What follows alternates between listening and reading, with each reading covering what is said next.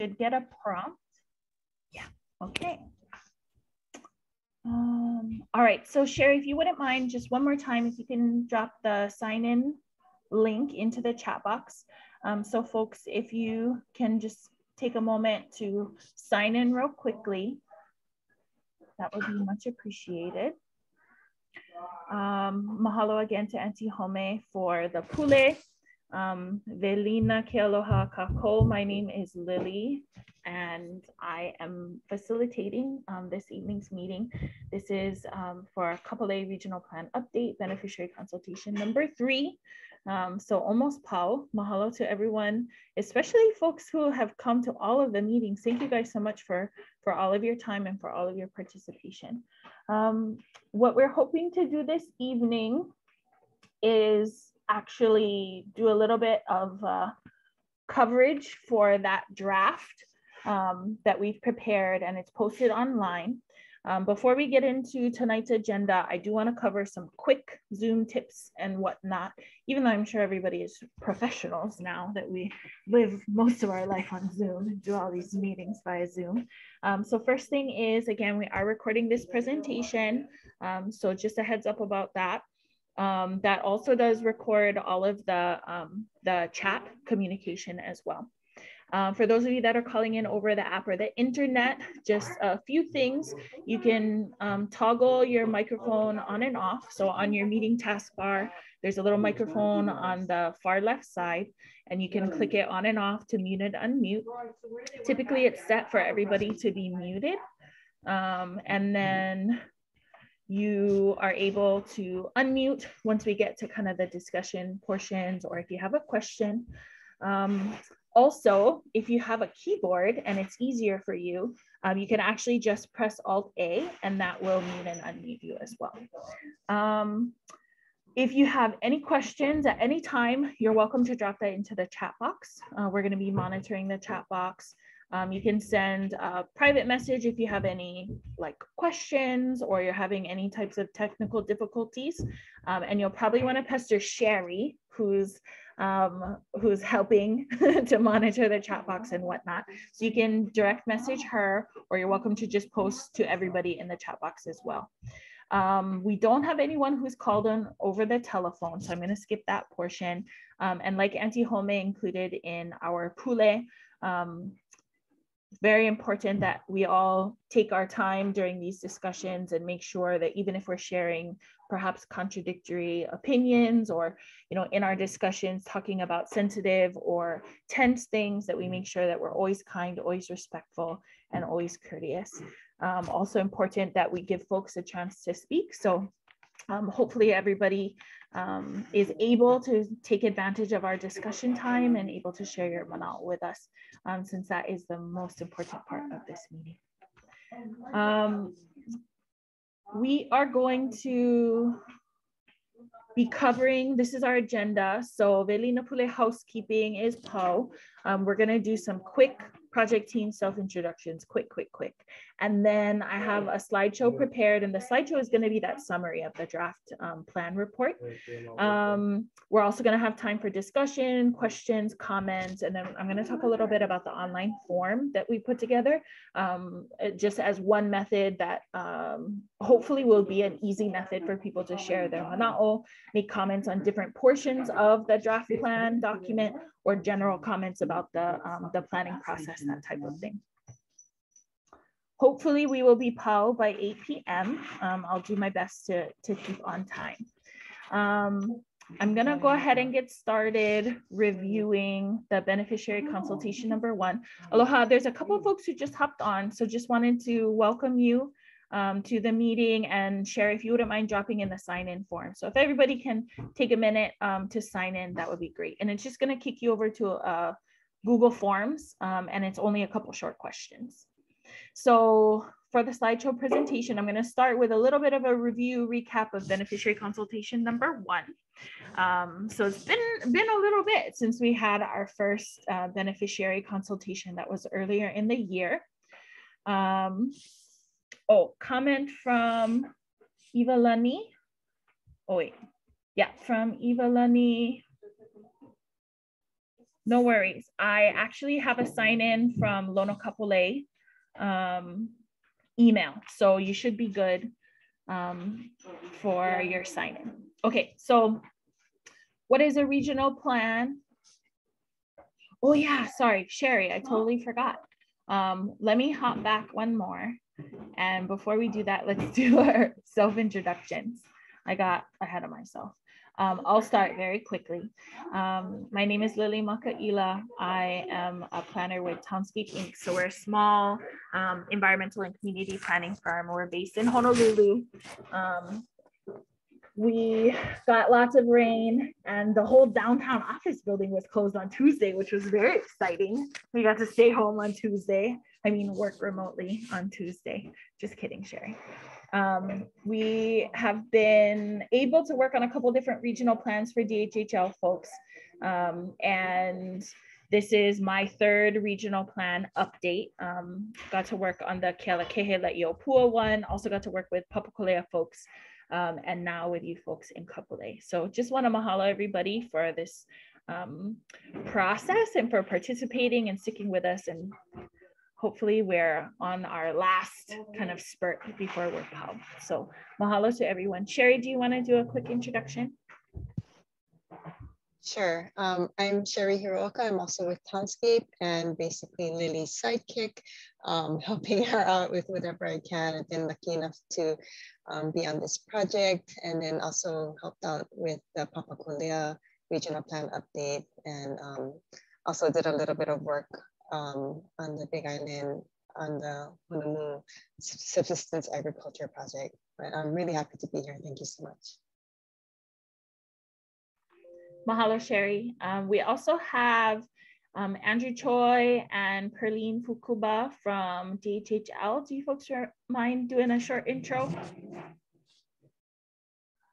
Aloha, my name is Andrew Choi. I'm the Acting Planning Program Manager at the department. I've been with the department for almost 8 years. As the acting manager for the last 3 years almost. During my time at the department, most of my time has been with communities on the island of Hawaii.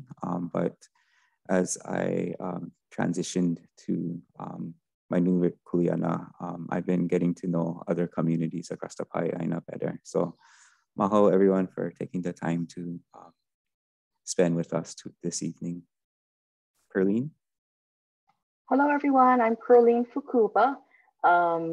I am the newest employee with the planning office at DHHL. Going on 2 years, but actually I've been with the state for the last 30. I came from Hawaii Community Development Authority, so redeveloping Kalailoa, still in the 96707 zip code. And this has been an amazing process. And I just want to thank everyone for being here tonight.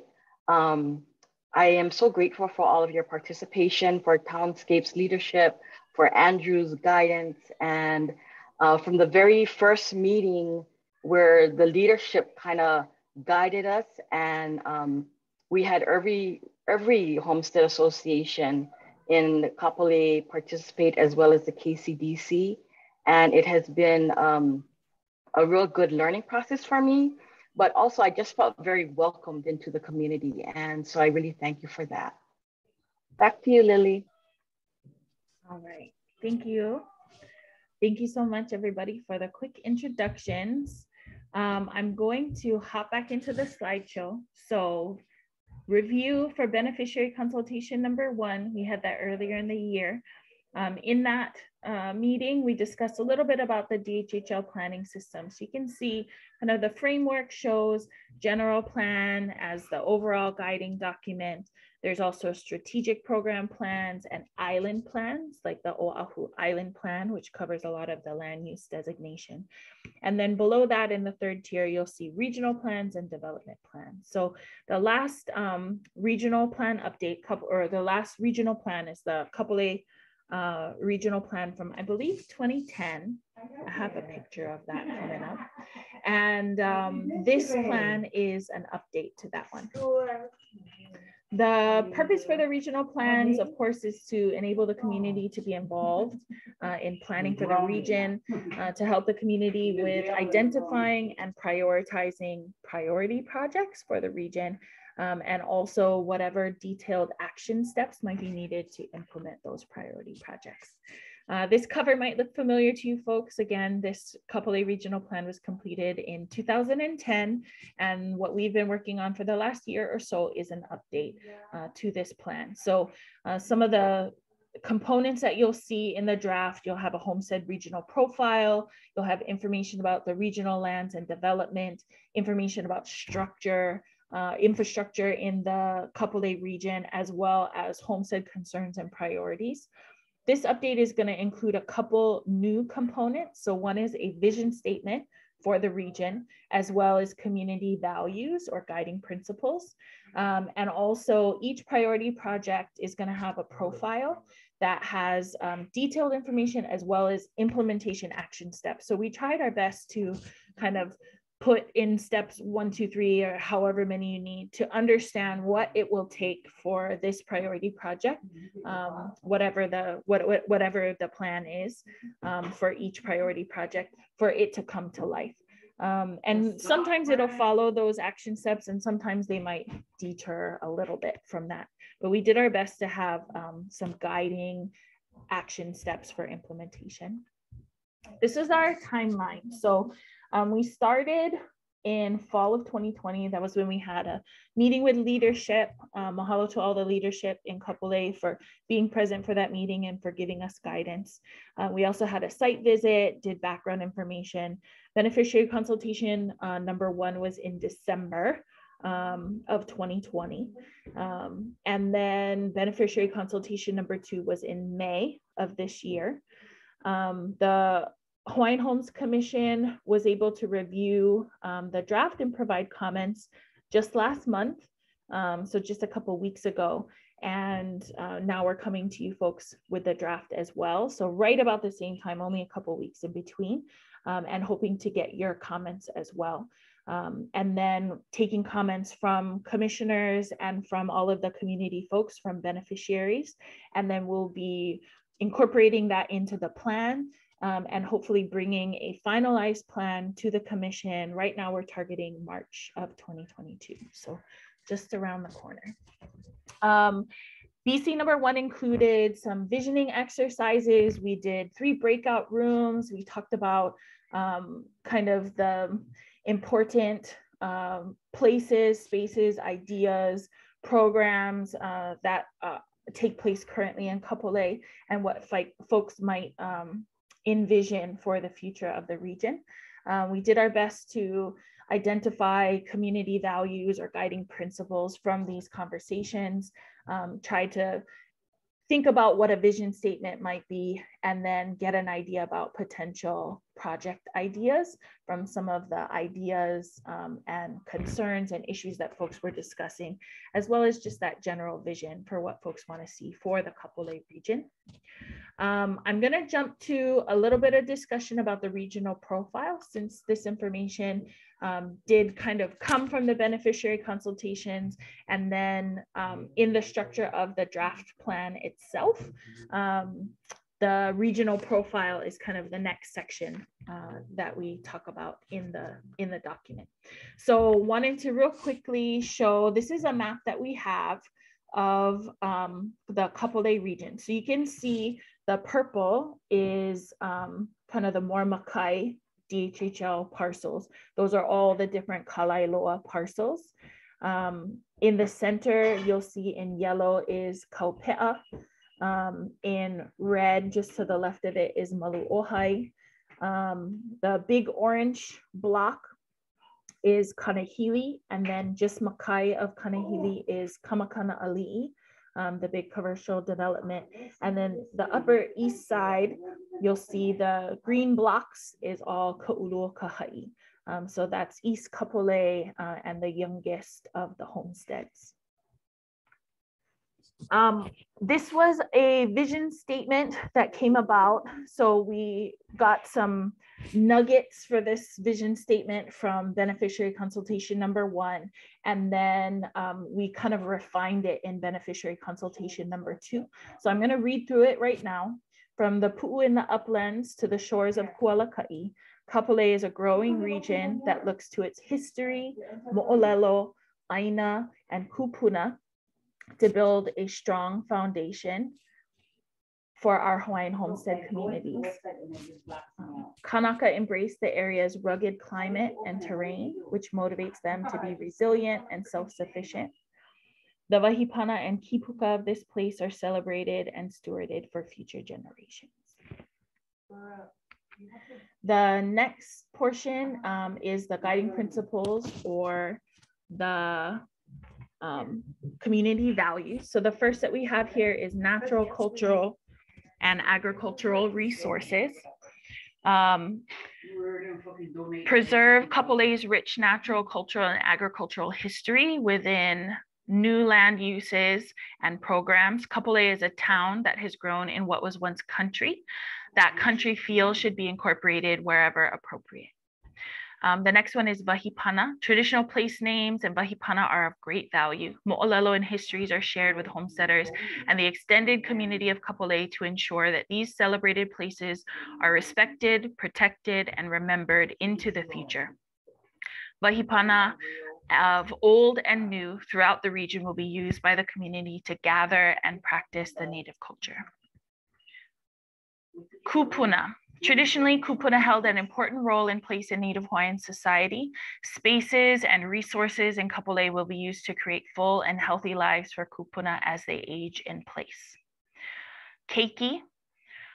Resources for Opio and Keiki and Kapolei are a priority. There will be safe places for youth to spend their time in programs for them to learn and play near their homes. And finally, self-sufficiency. Kapolei is a place where people can live, work, and play. All the things that homesteaders need to have a healthy, thriving community can be found within the region. Kapolei offers an affordable lifestyle where people have time to enjoy their homes and their ohana. Just wanted to let folks know that we are going to be revisiting these in the discussion. So if you are having any thoughts about potential changes or anything that might sound odd to you, or if it sounds good to you, as certain things resonate, then we're going to be revisiting a little bit later in the presentation. Wanted to talk about beneficiary consultation number 2. Again, that was in May of this year. So quick review. In that conversation, we confirmed the vision statement and the guiding principles or community values, as I just shared. We also, in conversation and discussion, talked about some of the issues and opportunities in the region. So talked about things like the importance of the Heritage Center and folks' ideas about potential programming at the Heritage Center. Folks also had conversations about open spaces, garden spaces, recreation spaces, and how those might function in the homestead.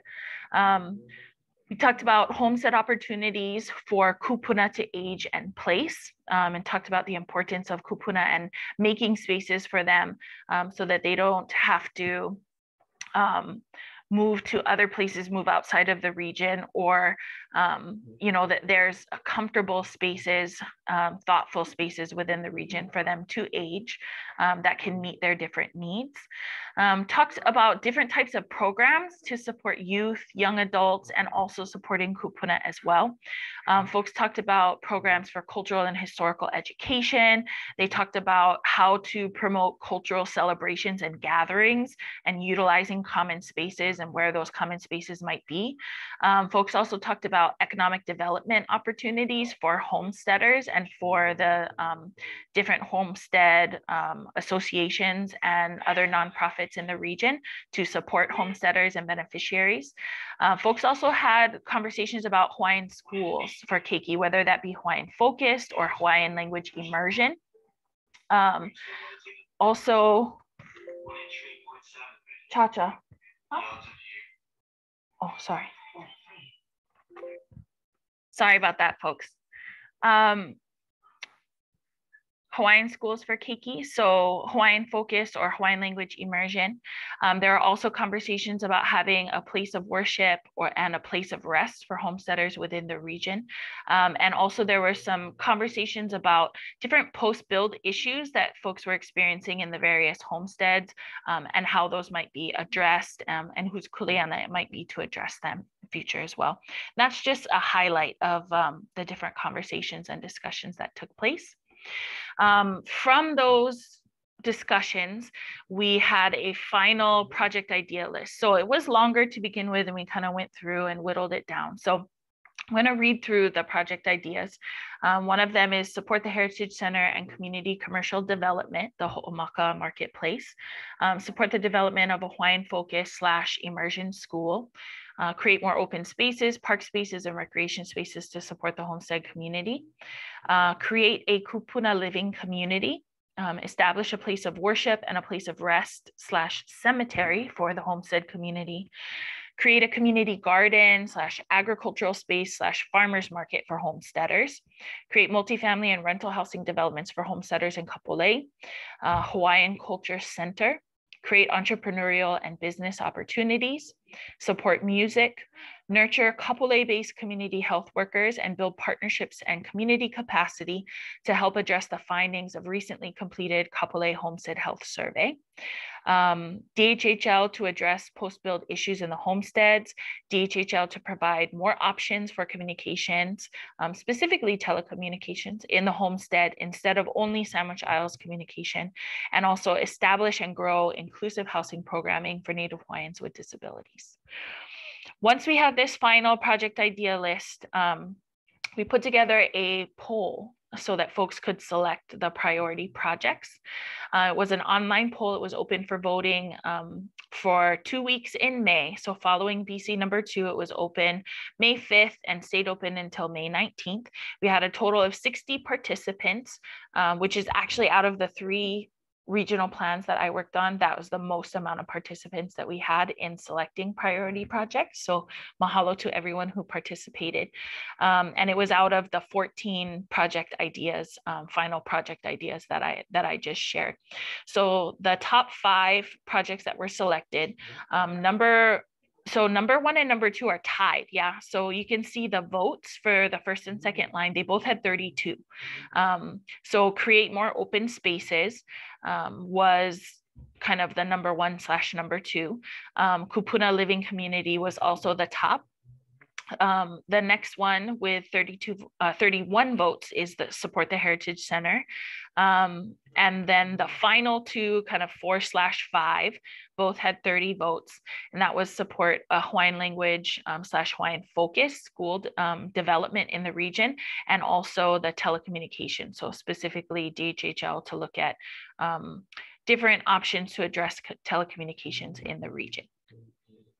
So one thing is in the draft, it might be a little bit confusing, but we didn't want to prioritize one over the other and say, select which one is actually number 1. So we just have them written as number 1 / number 2, so that folks kind of know that they're actually, all 5 of them are the top 5 priorities, but they aren't necessarily in clear order of 1 through 5. Want to do a quick review of each of the priority projects. So the number 1 project, the first one we're going to go over that was one of the 2 that had the most votes, was create more open spaces, park spaces, and recreation spaces to support the homestead community. Some of the action steps that we have in here, the first kind of step for implementation for this project would be to establish a parks committee. And that can be with different representation. Hopefully there will be community involvement to champion this project. The next step ideally would be to survey the community, to reach out to folks and get a better understanding of the types of spaces that they are interested in, the types of programming that might take place, and the types of amenities. And I think that there have been some recent surveys for the Kanehili Park that have been hopefully pretty successful for the association. So there's a little bit of a roadmap within the community of how to do that type of outreach. The next would be to develop the planned park space. So that's specifically talking about all the planned park space that's already within the region. For instance, in the East Kapolei area surrounding Ka'ulu, Kahai, there are 3 different parcels that have been identified as future park space. So helping to kind of champion the development of those spaces and working to find funding, programming, and of course, finishing the Kanehili Park as well, which I know the association, Kanehili Association, has been working really hard to do so. A next step might be to identify potential locations that are outside of these planned parks and see if they might be able to fit the needs and wants of the community. Now that may require a land use designation amendment for DHHL lands. So if the land is already part of the DHHL inventory and it has been selected for use that's other than community use, then it might mean that there needs to be a land use designation amendment in order for that land to be used for open space or park space. And then another option would be to develop park space or open space recreation space on non-DHHL lands. Some of the required resources for this project would be, of course, technical assistance, and that could be provided by DHHL in partnership with other organizations or other agencies. There may be a need for a master or special area plan, and also Hawaii Revised Statute Chapter 343 compliance. So that's where you have like an environmental impact statement or environmental assessment. There would need to be an issuance of finding of no significant impact. So that's what's associated with that environmental assessment or environmental impact statement. So to make sure that that planned park space or open space or recreation space isn't causing undue harm to the environment. There may also be a need for a long-term disposition. So that would be if the property is on DHHL land, or even if it's privately owned or owned by another agency, having that kind of long-term lease or general lease on the property is important. Funding is very important. So funding for planning, design, and also construction. And another key step would be commission approval. For priority project number 2, we have create a kupuna living community.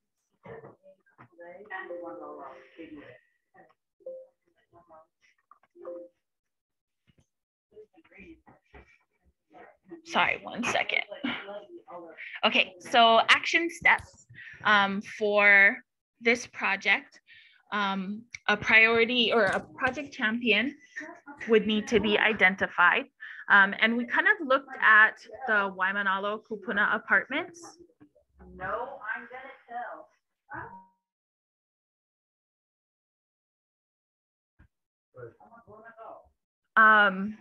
Sorry, so mirroring the Kupuna housing in Waimanalo, they actually, part of the success of that project was having a project champion that was identified early on. A next step that's pretty important would be outreach with kupuna. So not just general community outreach, but actual outreach with kupuna to make sure that if you're designing a living community for them and housing options for them, that it really does meet what their needs are. Next would be developing criteria for that kupuna living community in Kapolei. So what type of space, what would be the size of it, where would it need to be located, for instance, close to retail spaces or easy access to the to transportation, that type of thing.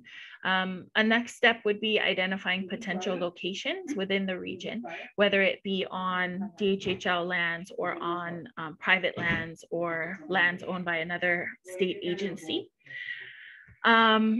Once those locations have been identified, that again might need a land use designation amendment. So if it's not already slated for housing or maybe it's a commercial use or whatever that land use designation might be, it may need to be amended in order to fit the needs of the kupuna living community. And another option also would be to acquire lands outside of the DHHL land inventory. So acquiring lands that are not currently in the DHHL inventory in Kapolei. The required resources to support this project, again, would be technical assistance. That could be from DHHL or from project champions or other organizations or agencies. There are due diligence studies that need to be done. So similar things like the master or special area plan, compliance with HRS chapter 343, having that issuance of no significant impact, also securing funding for the planning, design, and construction. And finally, commission approval is also an important step or an important required resource. For the next priority project, we have support the Heritage Center and community commercial development, or Ho'omaka Marketplace. So next action step for that would be the permitting and construction for Ho'omaka Marketplace. The kind of idea behind that community commercial development is that it helps to provide the funding necessary to complete expansion and building of the phases beyond phase 1 for the Heritage Center. So once permitting and construction are complete for Ho'omaka, then it would open and start kind of generating funding. You would see that the next step would be securing that funding for use for the Heritage Center, phase 2 and phase 3. Permitting and other entitlements for the Heritage Center would be important. Site preparation and construction, operation and maintenance of those additional phases and spaces that would be built out, as well as monitoring and reporting.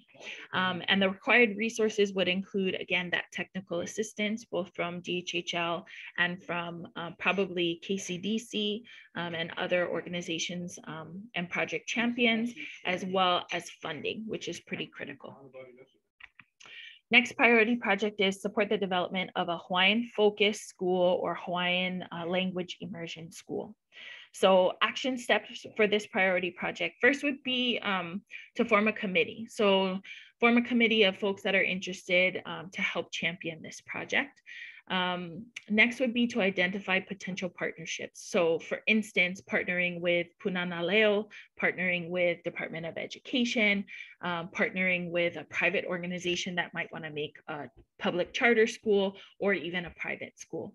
Next would be to develop criteria. So those criteria would be more about the space. What do you need to best host a space for a Hawaiian focused school or Hawaiian language immersion school? And then identify those potential locations based on the criteria that have been developed. There's also the potential to locate at the Kapolei Heritage Center, and that's something that in conversation with KCDC, they're definitely open to. At this point, though, I mean, beyond the challenges that have been experienced during the pandemic, there are a lot of programs that are already in existence at the Heritage Center. And I think in order to expand, from what we were told, in order to expand and say have a Punana Leo preschool at the Heritage Center, it would be pretty important to have development of phase 2 and phase 3, and that physical expansion could allow for folks to be able to put the programming for a Hawaiian focused school or Hawaiian immersion school at the Heritage Center. And then the next one would be to select a site outside of the DHHL land inventory. And that again could be a partnership that's with Department of Education or with one of the land developers for the planned schools in the region. Required resources would be, again, technical assistance and also funding. And for the final priority project, this one's for provide more options for telecommunications service to homesteads. There's kind of two different parts to this. So one is how commercial folks are affected, those that have commercial leases, and then how homestead folks are affected by this. So action steps for those that have a commercial lease, they would need to abide by the terms of the lease agreement, which does include limitations to communication providers until there can be a resolution to the constraints of that perpetual license agreement with exclusivity jurisdiction, which is with Sandwich Isles Communications. For homesteaders, beneficiaries can start to keep a diary or a log or documentation of service issues, requests, and outcomes to illustrate their communication needs and challenges, and then share that information with regulatory authorities like the Public Utilities Commission or Federal Communications Commission that have jurisdiction over telecommunication or broadband services and providers such as Sandwich Isles Communications. So this one is pretty technical, but these are kind of the next action steps. And the required resources would be assistance and coordination as needed with DHHL staff, as well as commission approval. And that would be for the resolution to that perpetual license agreement and exclusivity jurisdiction. Okay, we made it. So we're gonna have some open discussion. I would really appreciate it. I wanna hop back real quickly to the vision statement.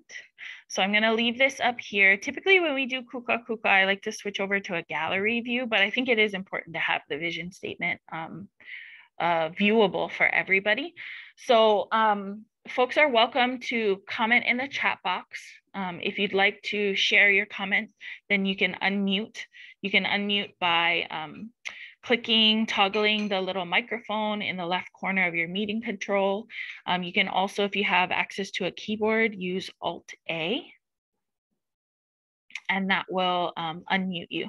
So if anyone has any comments specifically for the vision statement, if anything in there kind of resonates with you, or if anything kind of sounds odd, or if you have suggestions for revisions, that would be greatly appreciated. Again, you can drop that into the chat box, or you can share your mana'o by unmuting.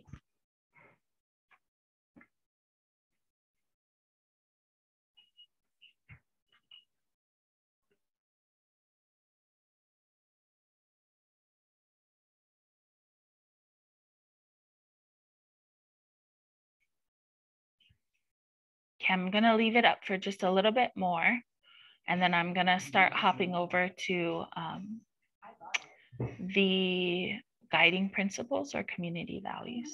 Sherry, if you could drop into the chat box. So we do have a link to an online form, and that's gonna be open for over 30 days for Kapolei beneficiaries to give mana'o, including mana'o on the vision statement and the values.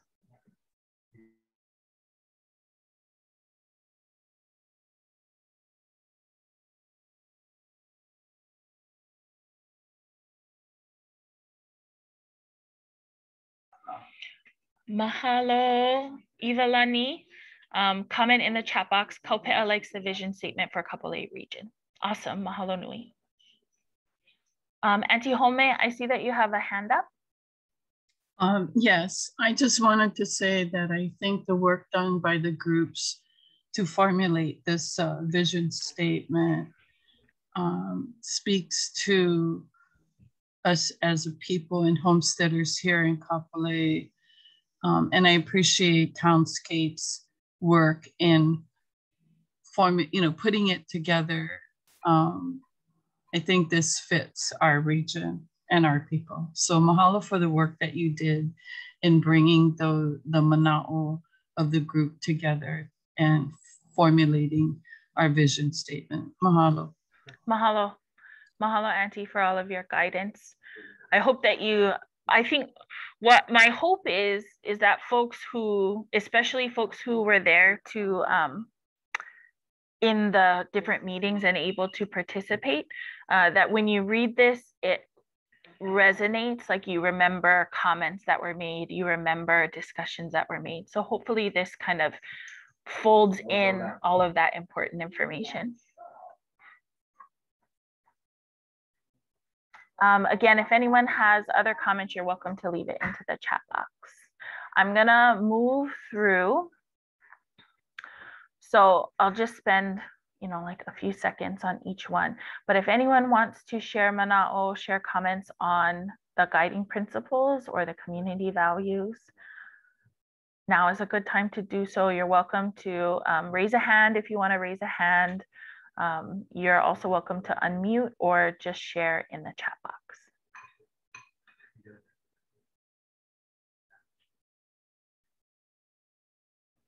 Auntie Home. I'm in the kupuna. The word held to me kind of makes it sound past tense. Yeah. And I don't feel that way, that our kupuna yesterday, today, and tomorrow will always hold an important role and place for us as a people. So I'm trying to figure out whether to just remove the word held and how do we bring it forward so that it is generational or that it continues. So that's the only thing that I see that I was sort of thinking about changing, if we could change that so that it reads where our kupuna are always, they always hold an important role.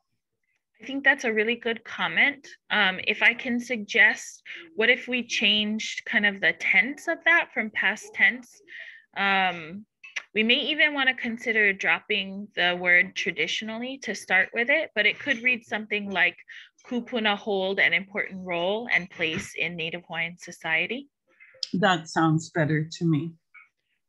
Awesome, mahalo. Also comment from Chantal in the chat box, change to hold instead of held. Absolutely. Okay, I think that is very good insight. Andrew, did you want to hop in for something? No, I like the suggestions. I was gonna offer my own, but I think everyone liked your suggestion, so I'm not going to. Okay, awesome. Opine. Thank you though, Andrew. Much appreciated. I just saw that you were unmuted, so I went straight to you. Randy also commented in the chat box, maybe using maintain. Also, Evelyn shared great change to drop held because it's past tense. Okay, so I'm gonna work on this one then. And I'm gonna try to better capture, probably drop traditionally and then change held to hold.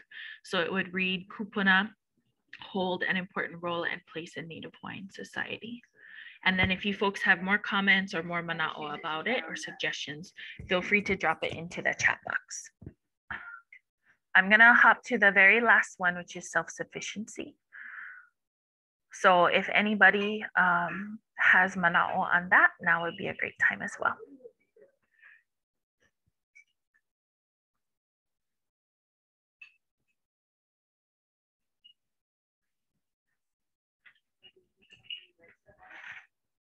Auntie Home? Sorry. No. But as I read the last line, it used to be affordable, in my opinion. I don't find it so affordable for our people now when we're looking at upwards of $500,000. Yeah. And that is on homestead lands. So I'd like to see maybe removing that or changing it. Okay. I'd like to hear mana'o from other people also. Okay. Mahalo. Mahalo, Auntie Home. Folks, if you have any, Scott said consider add learn to live, work, learn, and play. So that was one suggestion. First sentence would be Kapolei is a place where people can live, work, learn, and play. Chantal also commented in the chat box, I agree with this statement, except it seems more like we aspire to these things and also supportive of learn. So if this is more of an aspirational community value, how can we adjust it so that it fits better? if anyone has suggestions.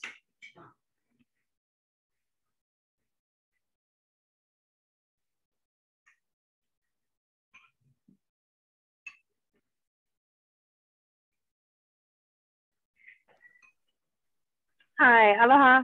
Hi, aloha, Chantal. Hi. Yeah, I mean, these were essentially the goals of building Kapolei. And from living here, I don't feel they're necessarily like have culminated. I think that they are things that I would still like to be able, like I said, to aspire to, and hopefully we can get there. And same agreeing with Auntie Home. It's not necessarily affordable. There are some things that make it more affordable. I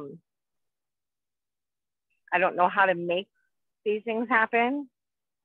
But yeah, I definitely feel like these are things that need attention to make happen.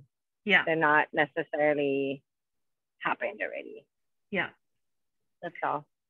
Mahalo, Chantal. Thank you. Aloha. We had a comment from Kulani Hamakua in the chat. We should also add grow. Kulani, if you could share a little bit, where would we place that? Also, suggestion maybe for that last line, maybe we could make it more directly aspirational if that might sit better with folks. So maybe we strive for a kapolei that offers an affordable lifestyle where people have time to enjoy their homes and their ohana. Not sure if that kind of fits better or if it's better to just take off that whole last line, but just something to think about.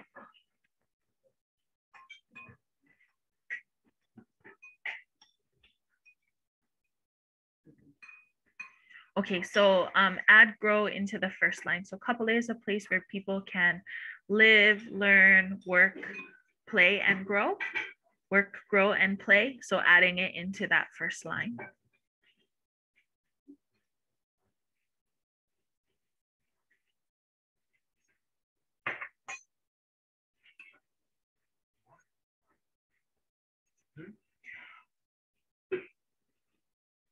Okay, I'm going to move on from this one. Mahalo Kulani. Again, we still have plenty of time for folks to give comments. So think about it. If you visit the project webpage, so we had a question about how to view the draft in its entirety. Again, I'm just giving a brief summary in this presentation, but you can look at the draft in its entirety. Share, if you wouldn't mind dropping into the chat the project webpage. So if you go to the project webpage, it has the actual draft document. So it's available online.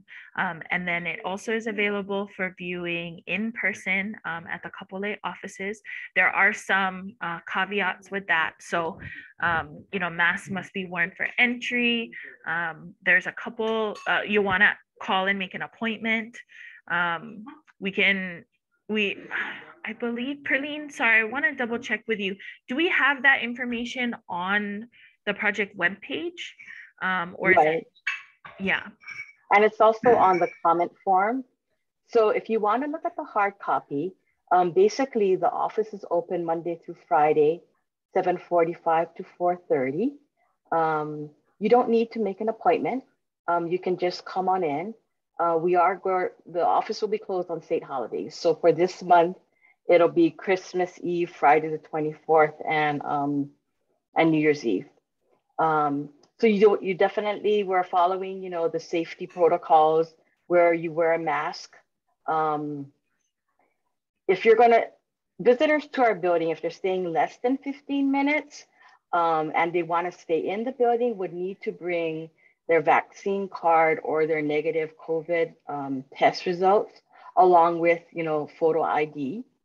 I would assume though, because the report is, you know, lengthy, that it would be, if you don't want to bring that, you can also take it outside There's typically chairs in the foyer outside and also next to Halepono'i. So if you're comfortable there, you can either do inside with proper protocol or you can go outside. Thank you so much, Lily. Yeah, but you don't have to make an appointment. I want to open up for folks. Oh, also comment from Chantal in the chat box. Strive or aspire could work. Clearly from traffic majority have not figured out how to live and work in Kapolei. Oh yeah, that's true. Lots of commuting. Okay, I want to open it up to folks. If you have any general comments, you're welcome to share general comments. Maybe it would be good if I go to each priority project and then just share comments in the chat box or unmute and we can discuss if anybody has mana'o they want to discuss for each of these priority projects.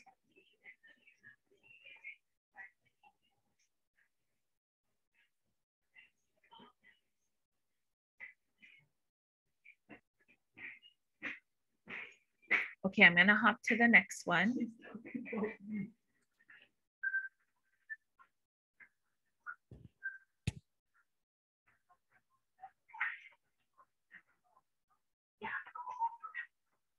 All right, I'm gonna hop over to the next one.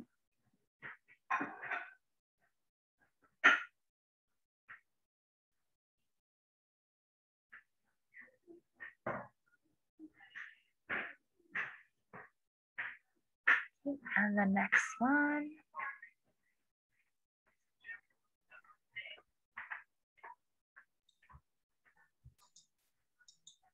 Andrew. Oh, Auntie Home, you have your hand up. Andrew, did you want to share first? I just wanted to say that tonight is just the first of a longer period where you folks will have an opportunity to comment. So if you can't think of anything right now and you want to review the plan in its entirety and then comment, we'll talk about the opportunities for further comment at the end of this meeting. Thank you, Andrew. Auntie Home.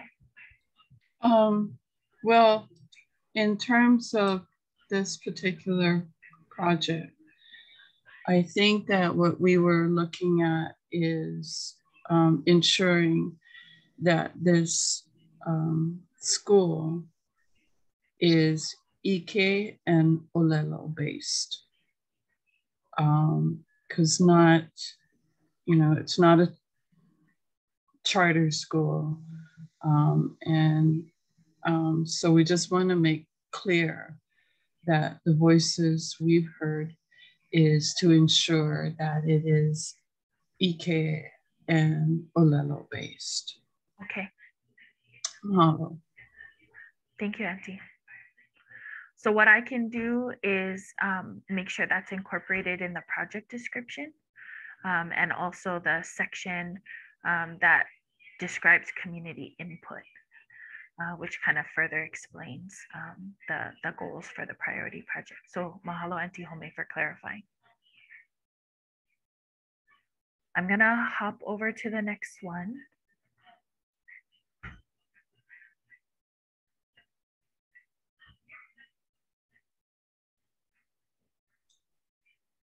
Hi, Scott. Go ahead, Scott, and then Auntie Home. Yeah, for this one, I read for number one under commercial leases until a resolution to the constraints of the perpetual license agreement with exclusivity jurisdiction is implemented. That'll probably be a Hawaiian Homes Commission approval. But is it also reading that the community can draft a resolution that the homestead, that the commission could consider? Because this went in front of the commission and they know about the issues that our homesteads are experiencing with, telecommunications. But, with it being a priority project, is it just being a priority project enough indicator for the commission, or is there another action step that we need to take as a community to really spur, DHHL and the commission on this issue, right? Because everybody's been waiting for so long in terms of, resolving this issue. So is it a community resolution that we need to draft, or is this priority project enough? And shows how important of an issue this is to the commission. I guess maybe this question is to Andrew. I just want to make sure that we have the right action steps and we know, what is the critical path to really get action on this particular project, and what would resonate with the department as well as the commission. Mahalo, Scott. Thank you for the question, Scott. Let me just start by answering that. We are very aware of this issue, not just in Kapolei, but across many of our different homestead communities, especially during the pandemic. It exacerbated some of the telecommunication issues that have happened on homesteads. The department is currently pursuing legal remedies to try to address these options. I think as the priority action step says, it really would help the department in its legal actions if it can have more examples of beneficiaries having service problems. It would help our case. I'm not sure if I answered your question, Scott, but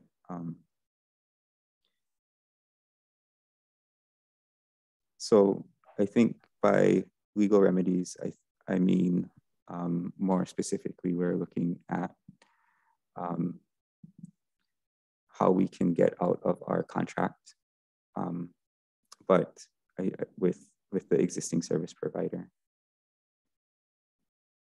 Okay. Yeah, I think like a critical path, or I don't know if you folks are legally obliged to share some kind of critical path for the community, right? And this is one, right? Create a diary, documentation of service issues. And from our side, we may even contemplate doing a simple survey, right? And sharing survey results with the department. And I kind of want to get to actionable items that as a community we can do that would help progress this telecommunication issue forward. I guess I like your suggestions for actionable steps. I just want to tread a little cautiously because this is kind of a legal matter that the department is currently involved with. So I think what we'll do is we'll take your recommendations for actionable steps from the communities, and then we will run it by our legal counsel to just make sure that that's okay. Okay. And really my question goes back to, if this is a priority project and the commission understands how high of a priority, if that's enough, right? Or there is steps that as a community we can do, say a survey or even a community resolution or something, right? Because already it being a priority project and going through that regional plan process, gives this project that credibility and that credence that it is important to our community, important enough for it to be a priority project, right? One of the 5 versus the 15 that we had on our list. Just what else can we do besides making it a priority project that would help? So. Okay. I think as you come up with actionable items that you would like the community to do, we can consider those. I do think it's always good to remind our commission about this issue. So I think periodic testimony to the commission about some of the issues that you've been having is always a good reminder, in addition to the community identifying this as a priority project. Yeah, thank you, Andrew. And I agree. If it's a priority project, then we can approach the commission and reference the Kapolei Regional Plan and it being a priority project, right? If that is correct. Yeah. And that's the value of the priority project and the regional plan. So it does have value for us moving forward. So thank you. Thank you, Scott. Thank you, Andrew. Auntie Home, you have a hand up, and also Eva Lani, you have a hand up. So Auntie Home, did you want to share next? Yes, mahalo. So we all understand that Sandwich Isles Communication, along with the parent company, has been in a legal process, particularly in bankruptcy. And more recently, that Hawaiian Telecom has purchased some of the assets for Sandwich Isles. Taking on what Scott mentioned, what I understand is that perpetual license agreements are issued primarily to utility companies, water, electric, etc. But what I'm interested in learning, and I'm sure the staff and the commission has reviewed the license agreement, but in any of our license agreements and our leases and RFPs, there are conditions. And I'm wondering if staff has looked at potential conditions that SIC has failed that would allow the department to terminate that license agreement. I also understand that part of that process includes the PUC. And as such, the PUC has some jurisdiction, although the actual assets are on Hawaiian homelands. But I think that our voices, especially for those in my homestead and many of our other Kapolei homesteads, we needed a solution long ago. And it's unfortunate that the department is caught in this web of legality because they can't really talk to us. They can't communicate specifically with the beneficiaries other than saying that they are working on this problem. But meanwhile, and this is where I think Scott is pressing, is that our people are having to put up with the lack of quality of service that they need for their families to be able to function. 2020 was horrible for many of our families. And having a parent call me who had 7 children, who worked from home, and thank God her husband worked because he was an essential worker. She was trying to get her children situated so that they could do online schooling. And I can't even imagine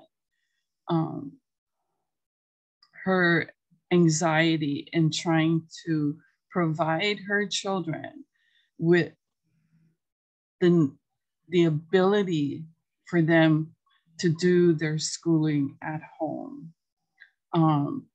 But that 2020 was a huge wake-up call for all of us, where it accelerated the need for Sandwich Isles to do something, but their hands are tied too. So unfortunately, we, the people, our people, are the pawns in this huge mess. And I'm thankful that Scott has come up with this idea, because I would certainly support something where we can go out to our community. And I can tell you, in my community alone, that they would be very supportive of putting together a resolution, drafting a resolution for the commission to consider terminating whatever it is. It's sad to say, but unfortunately, our people can no longer be the pawns in this mess. And so we need to look for options for our people to get quality service. And they've been saying this for years. You know, when other companies, other telecommunication companies were offering things. But there is some limitations that we also have to understand. For Malu'ohai, we do not have optics. Our communication lines are through the phone line. So even if we were to be able to get better service, it wouldn't be the optimum service, because we don't have the fiber optic lines in our community. And I'm not sure if Kaupea, Kanihili, or Ka'ulo'okahai has it. I know the lines are here, but they're not within our homesteads that will provide higher service for our people. So this is a very, very complex case. And it's something that, you know, we need to look at seriously to find a way to get our people better service, quality service. It's important. Mahalo. Thank you, Auntie Home.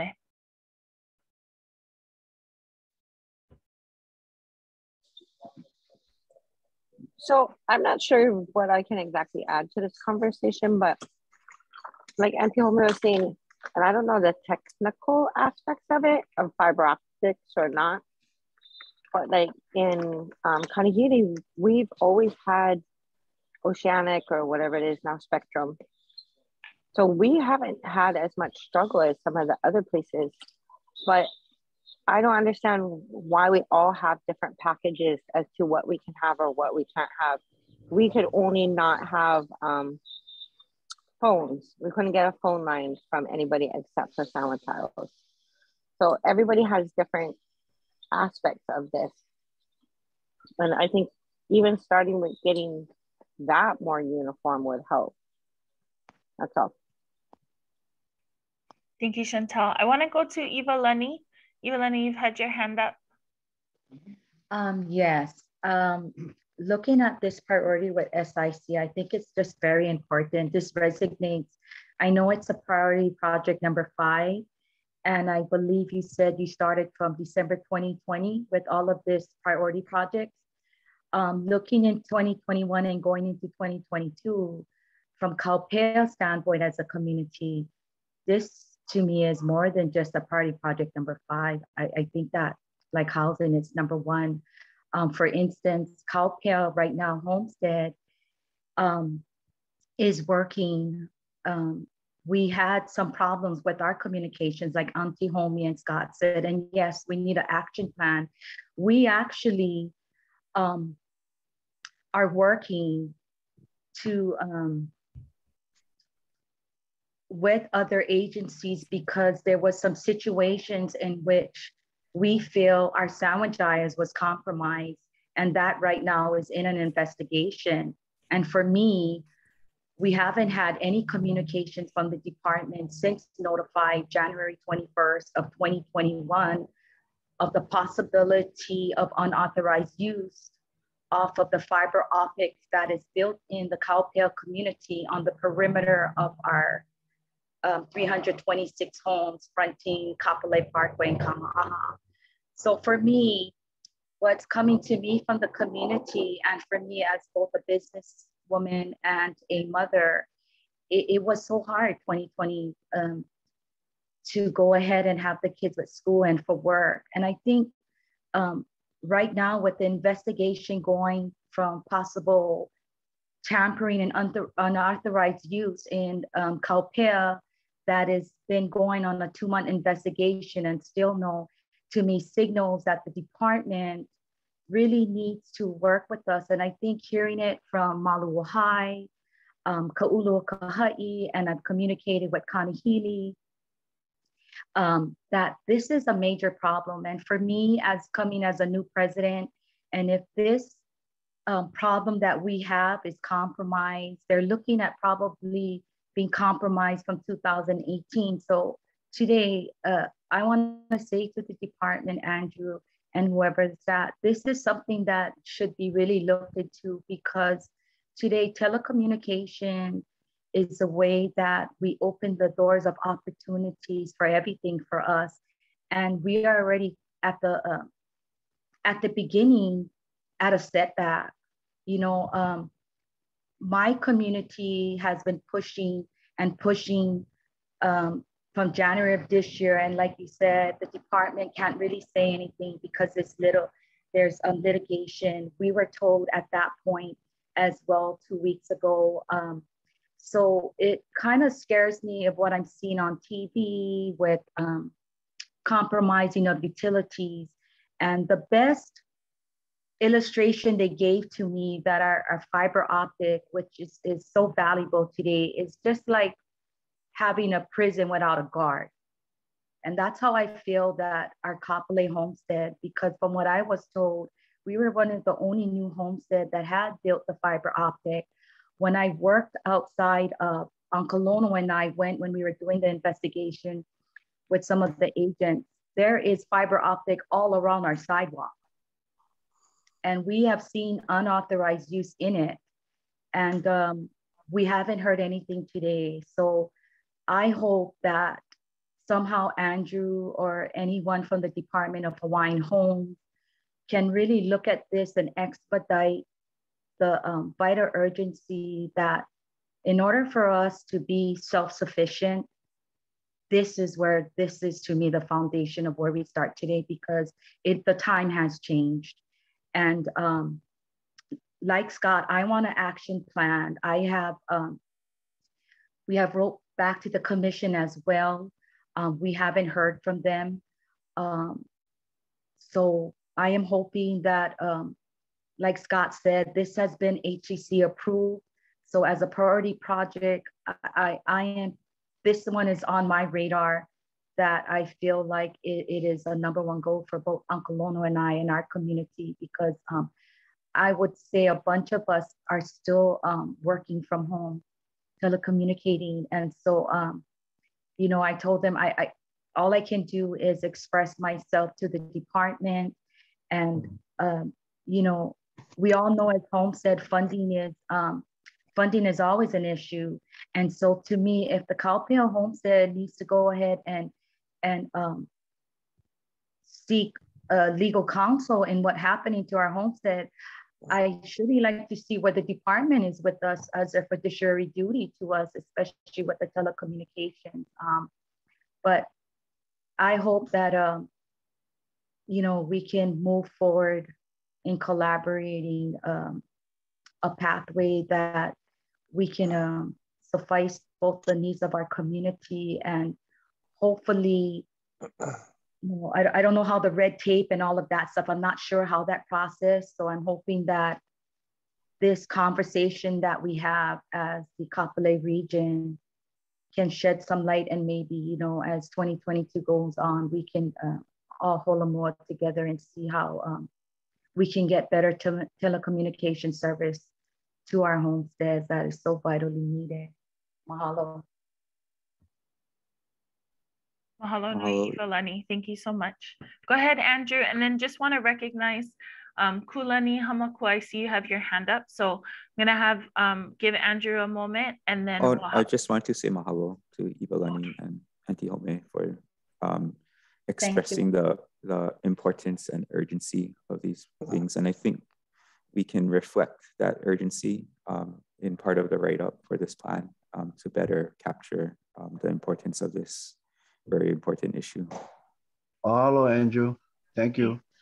Thank you, Andrew. Thank you, Uncle Lono. Okay, I want to hop to Kulani Hamakua and then Auntie Home, I see your hand up as well. So I'll call on you next.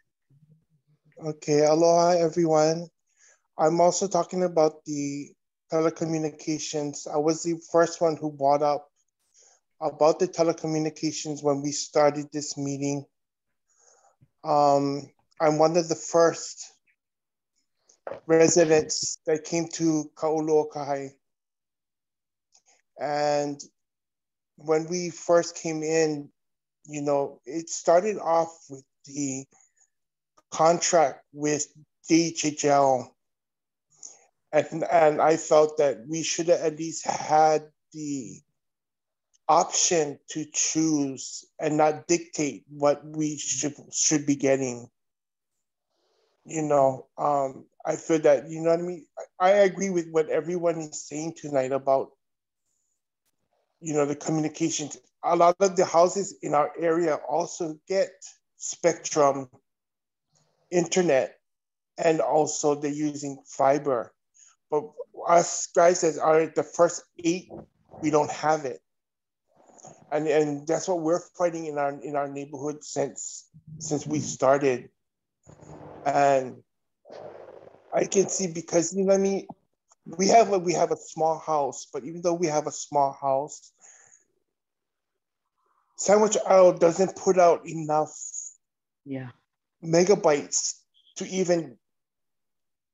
for me to even get into my back room. I always get cut off, and it makes it real hard and frustrating. And you know what I mean? And like, we've got like about 7 to 8 units that use megabytes, and they can't put out enough for us. Then they want us to turn around and they want us to go get extenders, Wi-Fi extenders, or they want us to upgrade the routers and all this kind of stuff, you know. So I upgraded my megabytes. Now they're telling me I have to go get another router.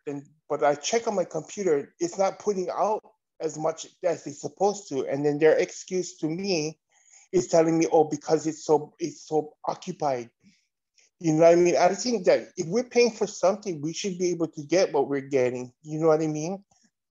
I don't think that's, you know what I mean? I feel that even if we had Hawaiian Tel or even Spectrum, they could put out better service than what they're providing to us. And we should at least have that option when we had signed that contract with DHHL. Thank you for letting me share. Thank you so much, Kulani. Much appreciated. Auntie Home? So a really brief background on SIC.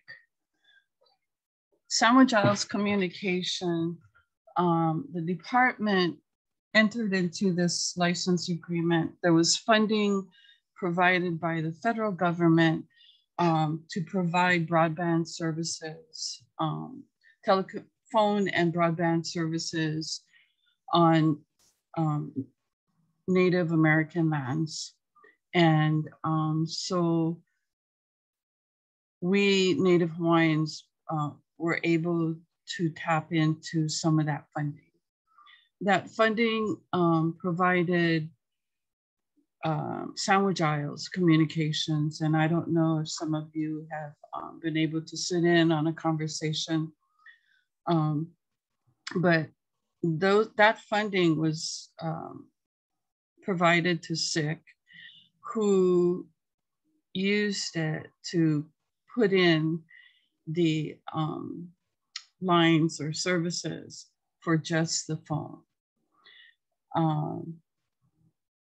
Around 10 years later, and we moved in 2001.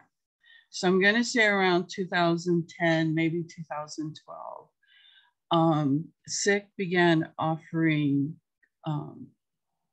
computer, right, services for our computers. And so they kind of had a bundle that they promoted with a free phone and online services and a free cell phone. Some of our people did switch because when we moved into Molokai, our phone service was provided by Sandwich Isles and our computer services was provided by Oceanic. And so for those of us that remained on Oceanic, which eventually turned into Spectrum, we did not experience the kind of problems that those who did switch over from Oceanic to Sandwich Isles. What happened in the last 3-4 years after Spectrum bought out Oceanic, there was a probably about a year and a half span where those who did have SIC computer services decided to go back to Oceanic, or later it became Spectrum.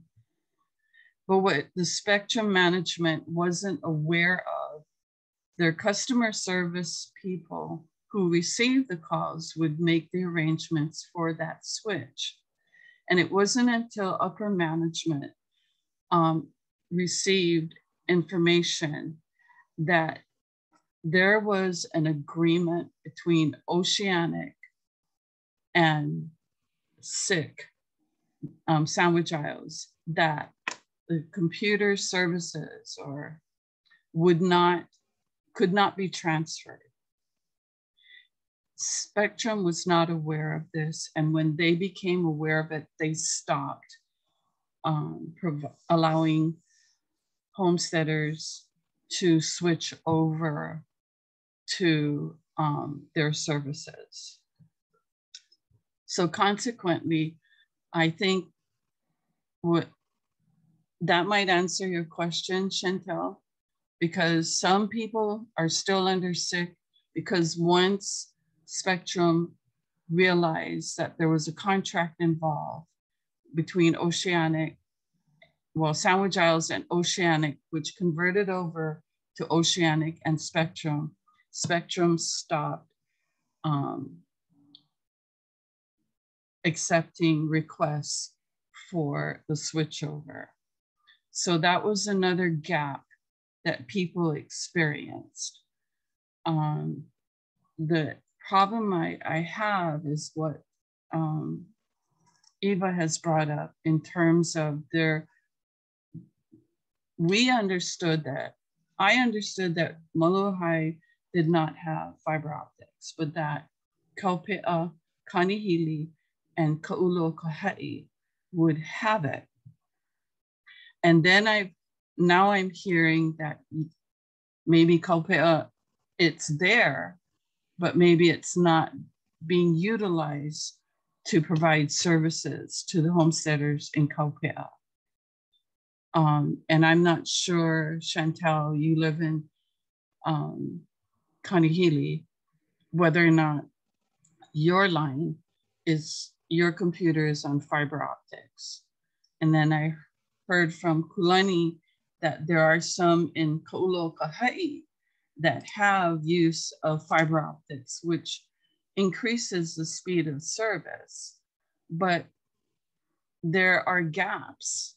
And so that all has to be taken into consideration. But I do know that Molokai does not have fiber optics. So we don't have that opportunity to increase our megabytes because you can't. There's just no way you can, which is why when they promoted this product, I immediately called Sandwich Isles and told them that they had to stop that in Molokai because they couldn't provide that service to us because we did not have fiber optics. And they did. They stopped that particular promotion. So we have various issues that need to be addressed.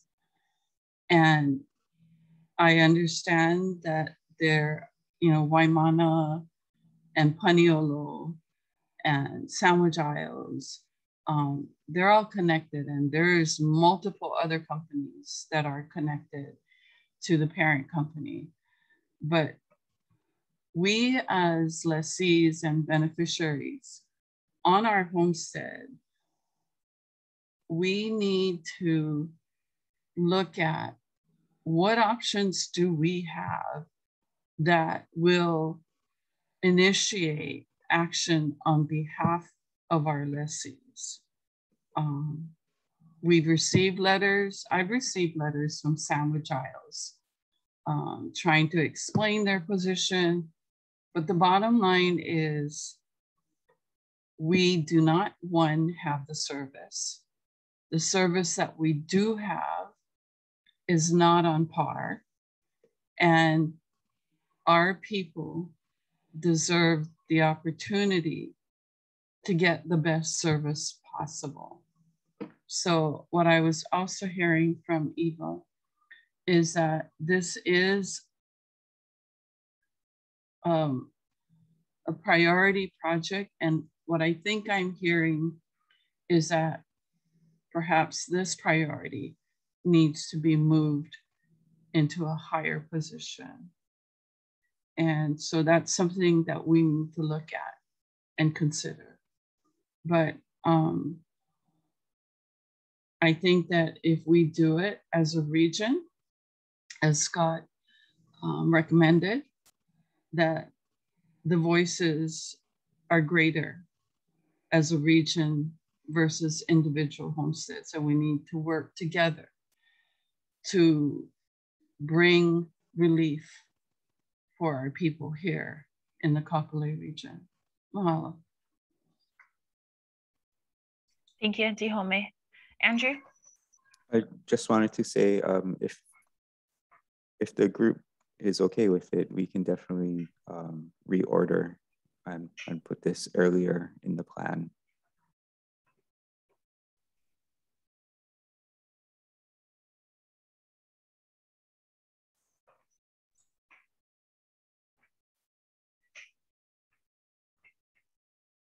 Comment from Kulani in the chat box, agreed. Auntie Home? It's not to say, and I'm not saying that the other projects aren't a priority. But if we look at the 5 projects together, there are different aspects of each project that is already being worked on, that we're already moving towards, except for the perhaps the kupuna housing and the school. Kanahili is working on their part. KCDC is working on Ho'omaka and the Heritage Center. I know that there are other homestead communities that are looking for parks and open space for their communities. But I think this particular project has affected our families on a daily level. And I guess, quite frankly, I don't appreciate our people being the pawns on the checkerboard. And so whether it's on priority project 5, I don't think that should deter us from coming for our homestead leadership to come together and look at the options that we could address with the commission as a region and not just individual homesteads. Mahalo. Mahalo, Auntie Home. Wanted to acknowledge more comments in the chat. So Scott shared yes regarding potentially reprioritizing, I believe. And then Uncle Lono shared, Mahalo Auntie Home, yes, we Kapolei Homestead must stand together on this.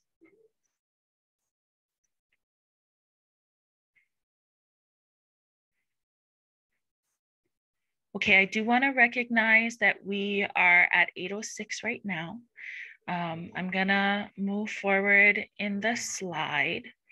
So this is about the next steps. So we are accepting comments. Sherry, if you wouldn't mind dropping the link again into the chat box. I'm also gonna send this out via email. And again, you can find the this link for an online comment form. I'll send it out via email, but it's also on the project webpage as well. So there's a link to provide online comments. It's going to be all comments, regardless of whether you complete the online form or if you reach out to us directly via email or via telephone with the contact information we provided. We'll be accepting comments from Kapolei beneficiaries from, I think, yeah, from today. It's already open and live online until Monday, January 10th, 2022. So it's a little over 30 days. It's a little beyond 4 weeks. The draft regional plan itself, you can view it online. There's a link here on this slide. Sherry is going to share in the chat room as well. And then you are able to view a hard copy. So the hard copies are there at Kapolei office. Perlene shared a little bit about how to get there. I gotta update this though, because it says appointments are required, but Perlene was able to get us a more updated update saying appointments are not required and that there are different options. So everybody has to wear a mask for entry into the Kapolei office. If you're gonna be staying inside the office for longer than 15 minutes, then they're asking for a vaccination card, an ID, or I'm assuming a proof of a negative test as well, as another option, since that's kind of the general restrictions. And then there is also an ability to view the hard copy just outside on the lanai. So if you want to avoid those kind of technicalities, then you can view the hard copy and look it over at the office on the lanai. I want to jump over. Oh, sorry. I don't know how to raise my hand, but I would say that, if they want to call the number that's on the screen, 620-9500, that's always smart to do, because has it been about 2 years, the situation with COVID changes. If you want to call in advance, just to make sure that what we're sharing tonight about how to view the hard copy is still valid, or if it's changed. Thank you so much, Perlene. Yeah, thanks, Lily. Again, I'm going to share more of this information via email. I want to hop back over to the chat box real quickly. There's a comment from Chantel on the previous priority project. So saying, I don't know the technology, Kanahili, we moved in 2010. We had an option for Oceanic for cable and internet from day one, and it transitioned to Spectrum. We're able to increase speed in mega whatevers, etc. I had to increase ours during the pandemic my kids test it and we're getting what we pay for. My only frustration when we moved in was we could only get Sandwich Isles Communication phone line, so we couldn't get the optimal bundle from Oceanic. Hearing everyone's stories makes me feel spoiled. All of us should have access to quality internet. Kapolei is the second city. We shouldn't be established with second-rate products. I understand somewhat of the origins and intentions of the Sandwich Isles Communications project, but it's not providing what is needed. Mahalo, Chantal, for that manao.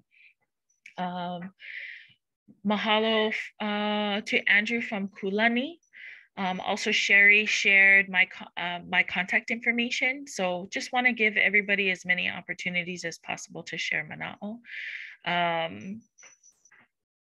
Oh, and then Auntie Home also shared many of our families have canceled their landline phone service and are using their cell phones instead.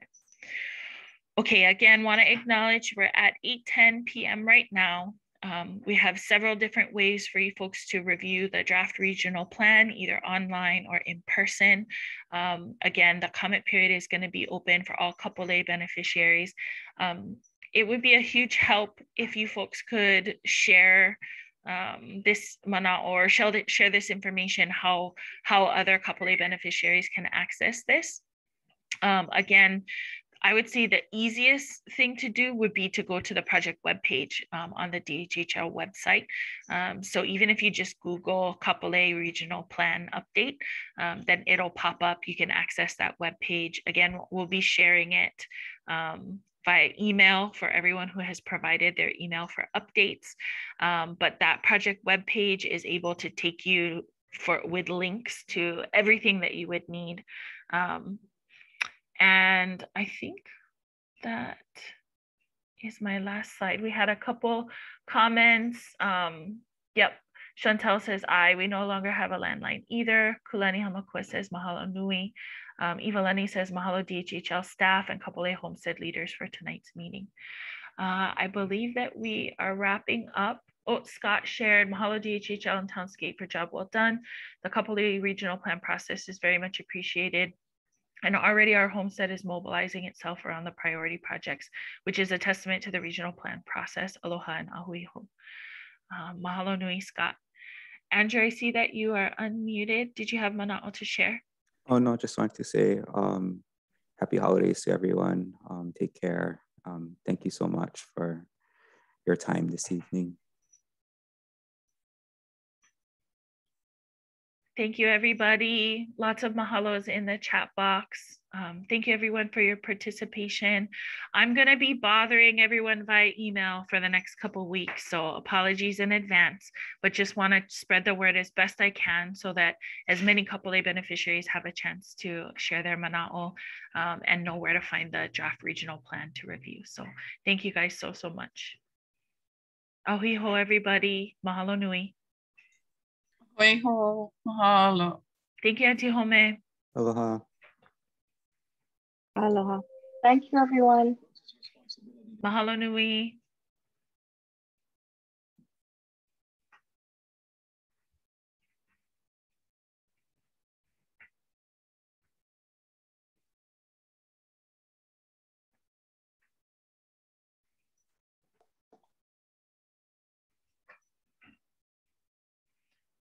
Okay, everybody signed off. All right. Thank you guys. I'm gonna stop recording.